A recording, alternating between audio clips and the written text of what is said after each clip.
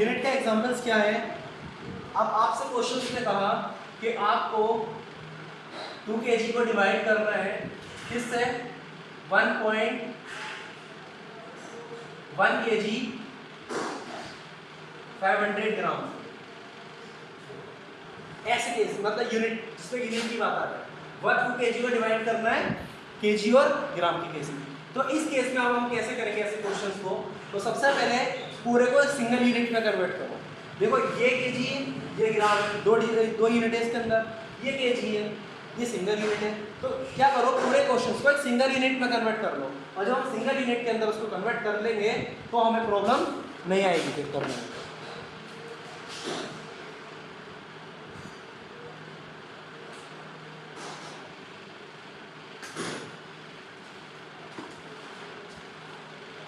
देखो कन्वर्ट कैसे करते हैं। सबसे पहली चीज देखो आपने पढ़ा होगा कि 1 kg इक्वल होगा 1000 ग्राम। देखो अब या तो ये कर लो जो ग्राम है इसको किलोग्राम में कर लो या जो किलोग्राम है इसको पूरे को ग्राम में कर लो। अब ये हम करेंगे किस हिसाब से हमारे क्वेश्चंस के हिसाब से जिसमें क्वेश्चंस को करना हमारा ये आसान है। तो अब अगर हम ध्यान दें अगर हम ग्राम को किलोग्राम में कन्वर्ट कर लें तो क्वेश्चन हमारे लिए थोड़ा ईजी होगा। तो हम क्या करेंगे यहाँ पे जब इसको डिवाइड अगर आप देखो कि 1000 ग्राम या 1000 ग्राम इक्वल है 1 किलोग्राम के तो आपको हो जाएगा 1 ग्राम इक्वल हो जाएगा कितना 1/1000 किलोग्राम। अब यहाँ यूनिटरी मेथड हम यूज कर रहे हैं तो 500 ग्राम है तो क्या कर दो 500 की दोनों तरफ मल्टीप्लाई करो। क्या हो गया ये 500 ग्राम और ये भी 500 डिवाइडेड बाई 1000 किलोग्राम। तो आप ध्यान दोगे ये 20 से 20 कट गया ये बचा आपका 5/10 किलोग्राम। तो 5 1 5 5 2 10 तो आपका नंबर आता है 1.2 किलोग्राम। 1/2 को अगर आप डेसिमल्स की केस में लिखे तो आप लिख सकते हो 0.5 किलोग्राम। तो अब अगर आप यहाँ ध्यान दो ये हो गया 0.5 किलोग्राम तो इसको हम लिखेंगे 2 किलोग्राम तो ये हो जाएगा 1 किलोग्राम। अब यहाँ प्लस का यूज करोगे प्लस का यूज क्यों कर रहा है क्योंकि ये 1 kg 500 ग्राम था। जब हमने दोनों को सेम यूनिट बना दिया आप यहाँ पे इसका यूज करोगे प्लस का तो ये हो गया 0.5 किलोग्राम। यहाँ ब्रैकेट यूज कर लो। अब इन दोनों का एडिशन होगा तो 2 किलोग्राम डिवाइडिंग बाय कितना हो गया ये आपका 1.5 किलोग्राम। अब 1.5 किलोग्राम हो गया तो अब देखो ये भी किलोग्राम ये भी किलोग्राम। अब जब यूनिट हमारी जो यूनिट है वो सेम हो जाती तो अब यूनिट की कोई वैल्यू वहाँ पे नहीं रहती। अब ये किलोग्राम नहीं यहाँ पे सीधे हमारा है ये क्या है ये 2 है और ये 1.5 तो आप इसको किलोग्राम को इग्नोर करो और क्या करो 2/1.5 करो।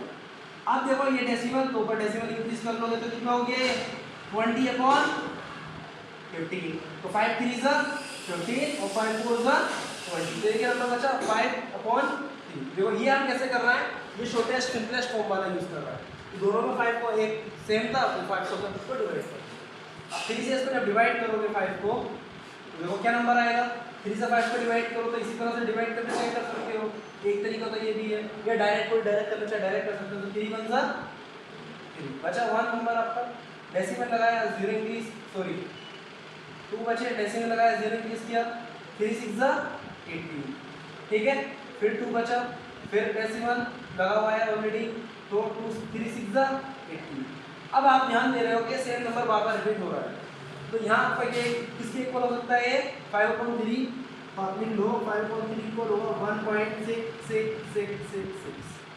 अब ये देखो एक तरीका मैंने अभी आपको बताया कि ऐसे क्वेश्चंस को 1.6 बार लगा लो ठीक है। अब एक नई चीज और यहाँ पर सीखो जब कोई भी नंबर अब इसको बोलते हैं जो हमारा ये कहलाता है